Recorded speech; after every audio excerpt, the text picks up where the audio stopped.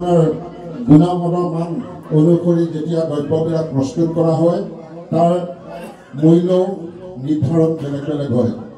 মই ধ্ৰুৱজ্যোতি ফুকনক ধ্ৰুৱজ্যোতি ৰাষ্ট্ৰক মই যেতিয়া মই বিশ্বনাথ কলেজলৈ আহিছিলোঁ মই সেইটো সময়ত হয়তো ক্লাছ 8 কি 9 ধ্ৰুৱজ্যোতিয়ে পঢ়ি আছিলোঁ আৰু মই ধ্ৰুৱজ্যোতিক ঘৰুৱা শিক্ষক হিচাপে পঢ়োৱাৰ সৌভাগ্য ঘটিছিল। এটা সময়ত ধ্ৰুৱজ্যোতি ৰাষ্ট্ৰ আচলতে অংকত সিমান পাৰ্গত নাছিল। এটা অংক কৰিবলৈ দিছিলোঁ তো বুজি পাওঁ বুলি ক'লে কৰাৰ পিছত কৰিবলৈ দিয়াৰ পিছত নোৱাৰিলে।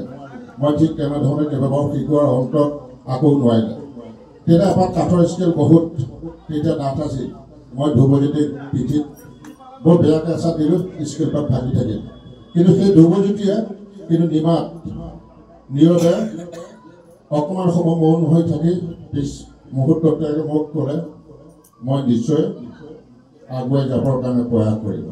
মই তেতিয়া খুব আনন্দিত হৈছিলোঁ। গতিকে সেই সময়ত ধ্ৰুৱ আজি এই সময়ত পালোঁ। গতিকে আমি সঁচাকৈ সৌভাগ্যৱান। অৰ্থাৎ এইটুকুৰা যেতিয়া আমি কিবা এটা বস্তু গঢ় দিবলৈ হ'লে তাক পুৰিব লাগিব, পিটিব লাগিব, তেতিয়াহে গঢ় ল'ব।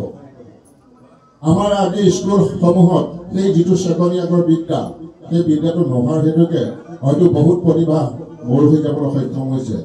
তাৰোপৰি ধ্ৰুৱজ্যোতি ৰাষ্ট্ৰ ইমান অমায়িক আৰু সকলোৰে প্ৰতি যিটো শ্ৰদ্ধা ভক্তি মই কৃতজ্ঞতাৰ এটা আচলতে ভাষা নহয়, সেই কৃতজ্ঞতাৰ ভাষাটো তেনেই নগণ্য।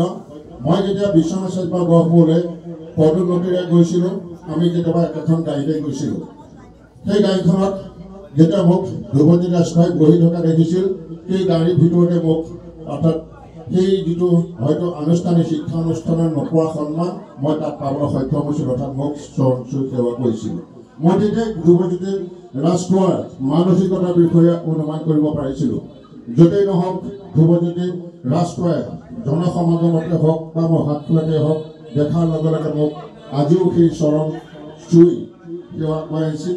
গতিকে মই সেই ধ্ৰুৱজ্যোতি ৰাষ্ট্ৰক ইমান মহান আৰু ইমান অমায়িক তথা সকলোৰে লগত মিলিব পৰা যিটো এটা বৈশিষ্ট্য তথা এক অন্যান্য গুণৰ অধিকাৰী ধ্ৰুৱজ্যোতি ৰাষ্ট্ৰ, মই ধ্ৰুৱজ্যোতি ৰাষ্ট্ৰক আজি আমি এই সময়ত পোৱা ধ্ৰুৱজ্যোতি ৰাষ্ট্ৰ অনাগত সময়ত আৰু যেন উজ্জ্বল নক্ষত্ৰ হৈ অসমৰ তথা বিশ্ব দৰবাৰত তেওঁ গৌৰৱ কঢ়িয়াই আনক তথা আমিও তেওঁৰ লগতে আমি গৌৰৱ অনুভৱ কৰোঁ।